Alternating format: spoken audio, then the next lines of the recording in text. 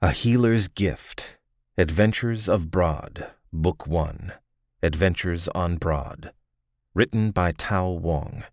Narrated by Eric Martin. Chapter 1.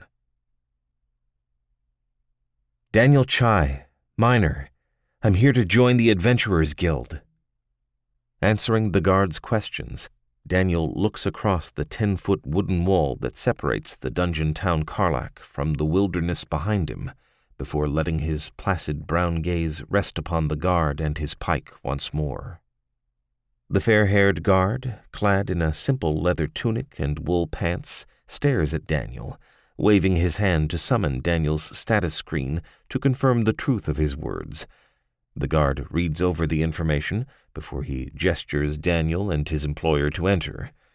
With a flick of his reins, Atreus, who has sat beside Daniel during and undergone the process just moments ago himself, sets the wagon rolling. I turn off to the right here, boy. You okay with being paid now? Atreus grunts at Daniel, a hand absently coming up to scratch at his matted beard. For a moment, Daniel is irritated, but he quickly dismisses the emotion. At 21, Daniel is well past the age when the term boy is appropriate, but as Atreus had watched him grow up working the mines since he was an actual child, another 1,000th protest at the term is unlikely to change the old man's mind. Instead, Daniel just answers politely, "That's fine, thank you." Damn waste, boy. You sure you want to do this? Atreus growls out, digging through the bag at his feet to pull out a small coin-laden cloth purse to hand over to Daniel. Daniel just shakes his head in answer, accepting his wages and waving goodbye to his temporary employer as he hops down the ore-laden wagon. Daniel has no desire to retread that conversation either, one that has happened in many forms this few weeks of travel. Reaching behind as the wagon before it leaves him behind completely, he grabs his backpack and his only weapon, a 20-pound sledgehammer. Heavy as it is, Daniel carries it with little effort, muscles from years spent working the mines flexing. After parting with Atreus, Daniel starts off to the town center and the Adventurers Guild, enjoying the feel of the brisk late autumn air. Barely more than a few thousand people, Karlach is a small town with only a single beginner's dungeon with 10 floors in it. Like most dungeon towns, Karlach has grown out of the need to serve the adventurers who bring in the majority of the town's income, and so the entire town splays outwards from the guild and the dungeon entrance. As Daniel walks deeper into town, buildings shift from wood to stone, prosperity showcased in architecture and materials. Around him, townsfolk weave through traffic with casual ease, most dressed in the plain woolen tunics and dresses. For a town, Karlach is quite uniform in its race profile. Only on occasion does Daniel spot a figure that is not human, with beastkin the most common minority. Growth of the town has stabilized in the last few years, its presence near the contested border between Broad and the Orc nations a significant dampening factor in immigration. On the other hand, the dungeon that provides the main source of income for the town has been around for over 20 years and is well mapped with a well-known and well-balanced mix of monsters, ensuring a constant stream of new hopeful adventurers. The latest of these hopefuls walks down the street, drawing more than a few glances his way. All new adventurers are potential sources of income for the town, and many of the townsfolk are making quick assessments of the likelihood of his survival. His impressive musculature is a point in his favor, but most quickly downgrade his chances of being a true earner.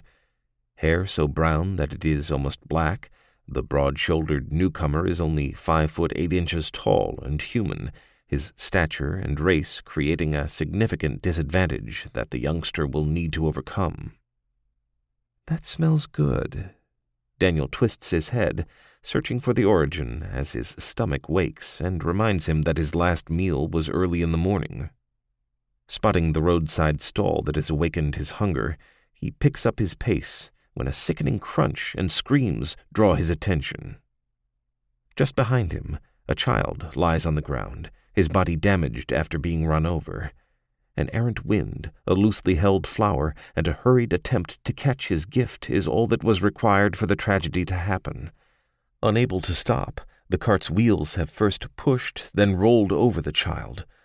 The child's caretaker finishes her dash out from the alleyway, a moment of distraction now twisting her face with shock and regret. Daniel is moving without conscious thought, his worldly goods dropped behind him as he dashes to the small, crushed body. His eyes narrow as he draws upon a portion of his gift and assesses the damage as he touches the slightly twitching body. Shattered collarbone, crushed rib cage and heart, severe bleeding in chest cavity and stomach, hairline cracks in spine, minor concussion, and broken arm. The damage jumps out to him as he touches the child, information pouring through his mind as he catalogues and instinctively understands both the natural state of the child's body and the damage done. Information continues to flow, though he dismisses most of it from mind. Slightly lower quantity of blood than normal, previous damage to tendon in ankle a week away from healing, improper placement of the hip socket. Even as the information comes to him, Daniel speaks familiar words. "I'm a healer. Please let me do what I can." From the viewpoint of the child's caretaker, what Daniel does next is nothing short of miraculous. The child's caretaker is an experienced adventurer and is well versed in the forms of healing magic available in the world. Nothing short of a greater blessing by a senior priest could have saved her nephew. And yet the stranger, without uttering a single word or calling on a god, is healing her nephew before her eyes. Bones knit, lungs inflate, bleeding stops within minutes. All there is to indicate that anything is even happening is the gentlest of glows coming from Daniel's hands which surround his small patient. As the glow fades, Charles's eyes open, and he draws his first conscious breath before proceeding to scream and cry into his aunt's arms. Clutching her nephew and rocking the child, the blonde-haired adventurer looks over to Daniel, who's slumped over, breathing heavily, and mouths her gratitude. Daniel just nods weakly, slowly gaining sense of himself after the use of his gift. As always, there was a price to pay. This time, only a half-day of his past, memories and lessons learnt during a fight with an overgrown badger that blocked the ore wagon's way and conversations with Atreus sacrificed to his gift. Around Daniel, passers-by and the cart driver gawk at the miraculous healing. The gossip mill among the townsfolk will have new grist tonight. A good Samaritan carries over Daniel's dropped items, patting him on his back in congratulations before he leaves to finish his own errands for the day. The Samaritan's actions break the spell, with others crowding around and thanking Daniel and murmuring congratulations and consolations to the blonde-haired adventurer. Eventually, the child calms and the crowd disperses, Daniel's attempts to make them leave finally making a dent. Work done, he stands with a groan and bends to pick up his pack and hammer, but is stopped from leaving by a hand on his arm. "Thank you." Her voice is soft, cultured, and feminine, a sharp contrast to her bearing and appearance. Short-cut yellow hair, an aquiline nose, and piercing blue eyes rest upon a face that would always be called striking but not beautiful. The adventurer holds herself with a martial air, a hand unconsciously resting on her sword hilt, toned and firm body easily seen even under the loose-cut blouse she wears. "My name is Mary Lavi, and this is Charles. Daniel Chai." He smiles at the boy, impulsively reaching out to ruffle the child's hair. "You'll watch yourself running out on the road next time, right?" The boy nods slightly, his face hidden in Mary's pants, peeking with his own pair of blue eyes around her pants leg before burying his face in her legs again.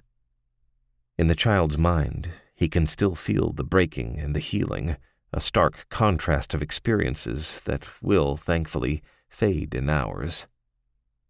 As Daniel sways slightly, the gift always taking a little of his own strength to fuel, Mary queries, "Are you okay?" "Yes, just a little tired and hungry. I'll be fine after a meal." A smile brightens Mary's face, and she gestures down the road. "My sister runs the spinning top just down this way. She'll want to thank you, too." For a moment, Daniel considers refusing, but he reconsiders quickly, remembering the weight of his purse. Even the payment from Atreus is insufficient to truly fatten it out, especially with his expected expenses in the next few days. He nods gratefully in acceptance, and Mary smiles, blue eyes sparkling at his acceptance. "This way." Chapter 2. The Spinning Top is a typical smaller inn from Daniel's limited experience. The top is positioned close to the center of town and is made up of a mixture of wood and stone, though the inn comes with expensive blown glass windows. The entrance of the inn leads to a small dining room filled with rustic wooden tables and chairs, flanked by a simple worn wooden bar and a doorway to the kitchen, while a staircase opposite the entrance leads to the top floor of rooms that the inn rents out. Like most inns in a dungeon town, it's likely the rooms can be rented on both a short and long-term basis, muses Daniel. That musing is cut short, as the smells from the kitchen set his stomach growling.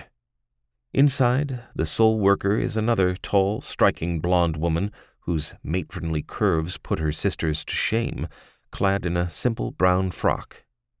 The moment they cross the threshold of the inn, Charles squirms out from the shelter of his aunt's arms and into his shocked mum's.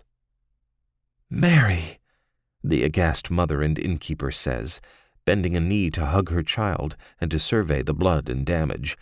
She holds Charles away from her, parsing his words while she checks him over for injury and coming to the surprising conclusion that there are none. "We had an incident, Elise." Mary steps forward abashedly, explaining the accident in quick, concise sentences.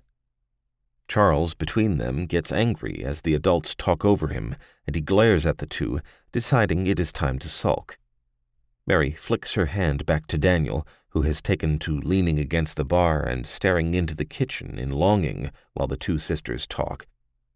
"And so I thought we could feed Daniel and maybe house him for a bit?" "Jar, 1 plate with extra bread," Elise calls out into the kitchen before marching over to Daniel and giving him a tight hug. Thank you so much."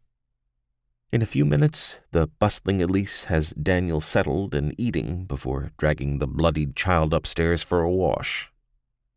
Mary takes over the counter, watching Daniel eat with a pensive look on her face, glancing between him and his hammer. It doesn't take long before Daniel is done, leaning back against the chair after mopping up the last of the stew with his bread. That was very good. Looking around, he doesn't spot Elise to thank. He frowns slightly, impatient to complete his task, but unwilling to leave without thanking her. As he debates what to do, his thoughts are interrupted by Mary. "Are you going to join the guild?" She nods to his hammer, the guess not hard since the vast majority of fit young men coming into town had only one goal. She purses her lips at his acknowledgement. "And that's your weapon?" "Why? Is it a problem?" Defensive, Daniel places his hand on the hilt of the hammer. "It is. It's too big and too unwieldy for a dungeon." As he opens his mouth to reply, Mary raises her hand and forestalls him, continuing, "I'm sure you used it while traveling here. Probably killed a few monsters, too. There's no arguing that it's a fearsome weapon if you hit. But you have to land your blow. You need space to swing it and time to recover after you've swung. In a dungeon where you might face 2 or 3 different monsters at the same time, often faster and smaller than you, it won't work." Daniel grunts, hunching slightly at each of her words. He knows it is not perfect. It's not as if he didn't experience much of what she said himself, but it's what I have. His words are not unexpected, and as soon as they leave his mouth, Mary turns to the staircase, calling upwards. "Elise, we're going out. I'll bring him back later. Jar, put his bags in room 3. The blonde stands swiftly, pushing her chair back in place before walking to the exit. When she notices Daniel is not moving, she barks out a single word. "Come." What's going on?" Hurrying to catch up with her, Daniel stumbles along confusedly behind her, trying to gauge their destination in this strange city. Even as they hurry, human townsfolk offer Mary a quick smile and greeting, which is generally acknowledged by short nods. "We're going to the guild to get you registered. You do have the 20 silver, correct?" She doesn't acknowledge his hasty nod, continuing to speak even as she strides along. "After that, we'll get you the training you need to wield a proper weapon." "Training? I can't afford that," Daniel exclaims, catching up with her and trying to slow her down to speak. "Who asked you to pay?" Arriving at the doors of the Adventurers Guild, she strides in and up to the nearest empty counter. An attendant walks over unhurriedly, tall and thin with a full mop of curly black hair. He smiles slightly as he spots the harried Daniel behind Mary, before focusing on her entirely. "What can I do for you, Mary?" The attendant smiles, face wrinkling and adding to its lines as he runs a hand through his hair to bring some order to it. "Got a newbie who needs to be registered, Liev." She gestures behind, indicating Daniel, who's staring around confusedly. Liev smiles placatingly at the young man, pulling some papers out from beneath the counter and a small crystal ball. "Not a problem. Just put your hand here, don't be shy." Smiling encouragingly, Liev has Daniel place his hand on the crystal ball, even as he coaches the information out from Daniel that he needs to finish the registration. "Good, good. A level 7 minor. Ooh, very good. A minor healing spell. Yes, we can definitely register you as an adventurer." At the end of his words, a low azure light glows on the crystal, which brings another contented smile to Liev's face. "And done. That'll be 20 silver. As Daniel finishes paying, he can't help but stare at his newly freed hand and wonder if all his dreams have come true already. Another barked command to come takes him out of his contemplation as he hurries to catch up with the impatient Mary as she strides out of the guild house. While he rushes after her, he calls up his status screen to marvel at his new position. Name, Daniel Chai. Class, Level 1 Adventurer, 0%. Subclasses, Level 7 Minor, 14%. Human, Male. Statistics, Life 164, Stamina 164, Mana 129, Critical Hit Chance 4%. Attributes, Strength 17, Agility 12, Constitution 23, Intelligence 14, Willpower 16, Luck 13. Skills, Unarmed Combat, Level 2, 47 out of 100. Clubs, Level 3, 21 out of 100. Perception, Level 3, 21 out of 100. Mining, Level 7, 78 out of 100. Healing, Level 5, 84 out of 100. Herb Lore, Level 3, 31 out of 100. Cooking, Level 2, 37 out of 100. Singing, Level 2, 14 out of 100. Skill Proficiencies, Mapping, 2. Spells, Minor Healing, 1. Gifts, Martyr's Touch. The caster may heal oneself or others by touch and concentration, sacrificing a portion of his life to do so. Cost varies depending on the extent of the injuries healed. It's a surprise then for Daniel when Mary finally comes to a stop and thrusts a shield and mace at him. He reaches out and grabs the items automatically and then frowns, dismissing the status screen to pay proper attention to what he is given. The mace is a simple construct, though instead of metal, its top is padded with wood and wrapped cloth. A training weapon, though of better quality than he's ever wielded. The shield is a simple wooden shield banded with iron around the corners and weighted with extra lead at the back. He pauses, looking at the weapons in his hand, and looks up and around him for the first time. The training hall is made of stone, its ceiling standing high and vaulted with wood beams. Windows are thrown open to bring in fresh air, but where wall space is available, weapon racks hang for the training gear. The ground beneath his feet is packed soil, though in the corner he notices a rougher training ground. All around him, adventurers and those who wish to be adventurers train. "Mary Litzburn." The experienced adventurer ignores Daniel again, waving to a towering, bald, ebony-skinned man who seems to be in command of the training floor. Litzburn strides up to them, smiling widely at Mary, and nodding in acknowledgement even as she speaks. "This is Daniel. He's joining today." Litzburn chuckles as Daniel opens his mouth to protest to Mary's already departing back. He drops a surprisingly delicate-looking hand onto the new adventurer's shoulder and gently but firmly guides Daniel to the training floor. "Don't bother, kid. She isn't listening. Now follow along. You'll want to know this." Chapter 3.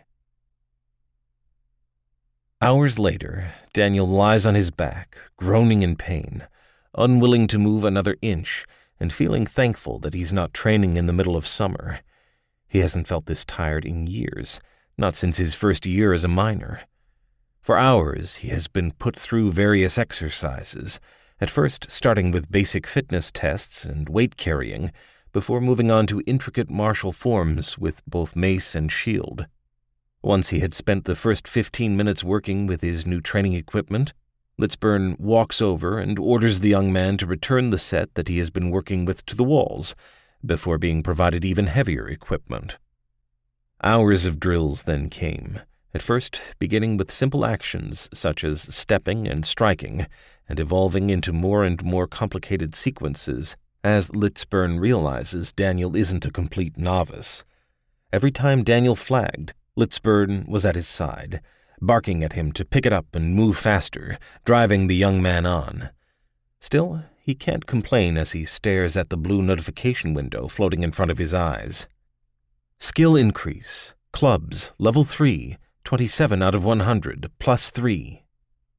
He's interrupted in his thoughts by a shadow falling over his still form and a booted foot prodding him. He turns his head to meet the gaze of his smiling tormentor. "You did well today. Litzburn tells me you have good stamina for a beginner, and some adequate training for a beginner." "Thanks," Daniel mutters before pulling himself up from the ground shakily. Normally he'd heal himself slightly with his gift, just enough to take away the fatigue to let him work more, but after this morning's events he decides against it. Enough has been lost for the day. "Come on, we're heading back to the top. Tomorrow, Litzburn will have you work with some of the other students, and I'll train with you in the evening." Mary is already walking off, and the bemused Daniel follows along, accepting that the young lady didn't seem to have any desire to waste time. "Mary, thank you for the training, but don't we have to pay or something?" Catching up, Daniel gestures back to the training grounds that they just left. Mary snorts before she stops, realizing, of course, Daniel wouldn't know. "I own those training grounds. Well, my sister and I do," she corrects herself, before continuing. "Litzburn is the master-at-arms my father hired before he died, and while Litzburn might run it, we do own it." "Oh." Pondering the news for a moment, Daniel continues, "Is that where you learned to fight too?" A nod confirms his guess, which makes Daniel fall silent, a part of him considering how strong Mary might actually be.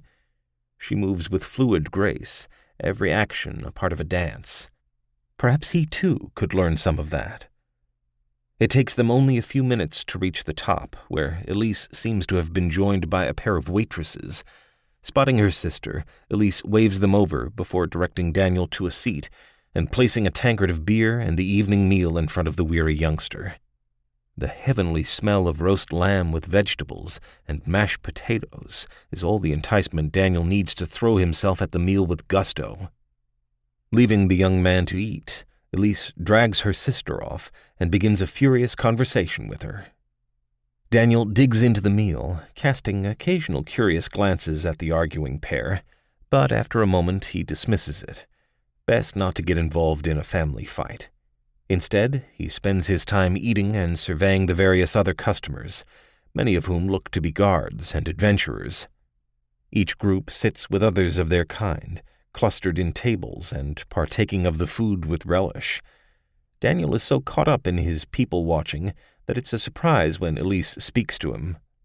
"I know it's been a hectic day, Daniel, but you really should have stayed for me to say thank you properly." "I'm sorry, Mary dragged me off and then—" Daniel tries to explain. "I know." She gestures with the dirty washcloth in her hand. "She told me. She says she'll be teaching you for the rest of the week you're here, too, before you go into the dungeon. Good."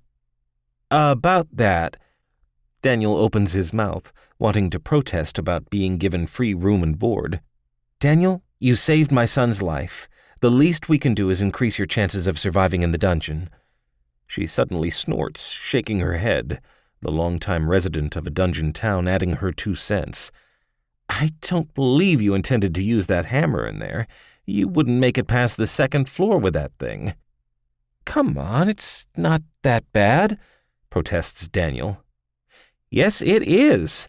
I've lived here all my life, and let me tell you, Daniel, 1 in 4 adventurers die on their first foray into a beginner dungeon. Of those that make it past the first zone, only 1 in 10 ever complete the dungeon. Being an adventurer is dangerous." As she speaks, Elise holds Daniel's gaze. Though she is telling the truth, what Elise leaves out is that many adventurers do not complete the dungeon by choice. There are significant riches to be made continuously farming the dungeon monsters for their mana crystals and other dropped items, riches that an experienced adventurer could gain with minimal risk. "That bad?" Daniel's eyes widen, completely taken in by Elise. For a moment, doubt creeps in, and he second-guesses his new future and his decision to travel, to adventure, to be his own man. It is a brief moment of hesitation that is pushed aside as Daniel refuses to give up before he has even begun. "Thank you for the advice and the room, and thank Mary for the training." Satisfied that she has won, Elise bestows a kindly smile on Daniel before she hurries off to care for her patrons. An innkeeper's life never stops. Left alone, Daniel makes his way to his assigned room to wipe himself down and rest. It has been a long day, and tomorrow, Litzburn has promised that the real training will begin.